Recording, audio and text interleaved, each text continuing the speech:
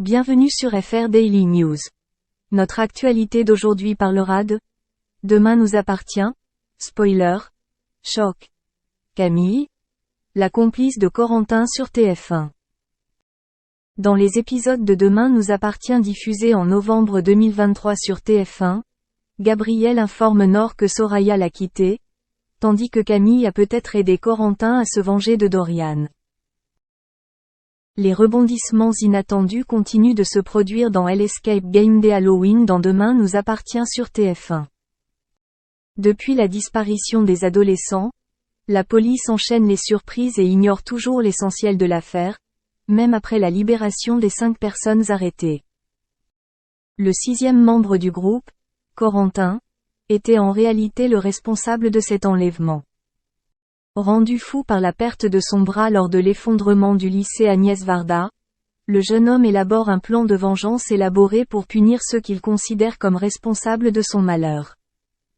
Le rôle inquiétant de Camille dans TF1. Malheureusement pour lui, Dorian, Jack et Lizzie, ses 3 principales cibles, se sont échappés et il est désormais en fuite. Pourchassé par la police alors qu'il se cache dans le manoir de Victoire, il débarque subitement sur le lieu de travail de son père et l'oblige à l'aider. Depuis leur libération, Camille se comporte de façon des plus étranges. Elle refuse de parler à sa sœur même si elle ne l'a pas vue depuis un moment et insiste pour parler à Dorian. Elle a d'ailleurs toutes les raisons de blâmer ce dernier. Est-elle la complice de Corentin dans tout cet incident? Soraya est prête à tout dans Demain nous appartient. Parallèlement, la relation entre les sœurs Bédiard continue de se développer. Nord affirme qu'elle ne pardonnera jamais à Soraya de lui avoir menti sur sa relation avec Gabriel et surtout d'avoir eu une relation avec lui alors qu'elle savait que Nord l'aimait toujours. De son côté, Soraya voulait à tout prix recoller les morceaux et a ainsi pris la décision qu'elle redoutait, rompre avec Gabriel. Il a blâmé le coup mais a compris la décision. Plus tard, il rencontre Nord et lui raconte ce que Soraya a fait. Il espère qu'elle pardonnera à sa sœur. Merci d'avoir regardé et à la prochaine vidéo. N'oubliez pas de vous abonner à notre chaîne. En attendant, faites-nous part de vos commentaires dans la section commentaires ci-dessous.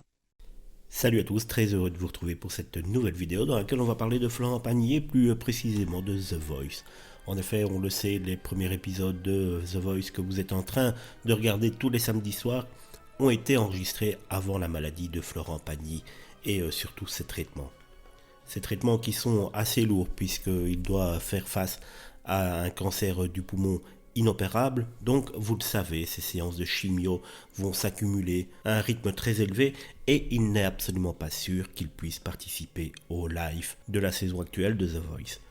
Et donc la production de l'émission et TF1 doit penser à l'éventualité où Florent Pagny serait trop fatigué que pour pouvoir assister au direct. En effet, au tout début de sa maladie, il avait dit concernant ses lives qu'il ne sait pas comment il serait au bout de ces 6 mois.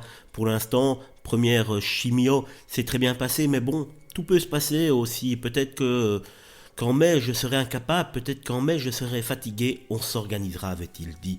Et donc, TF1 a déjà pensé à celui qui va le remplacer. On apprend, suite à un article de Voici.fr, que c'est Patrick Fiori qui serait le candidat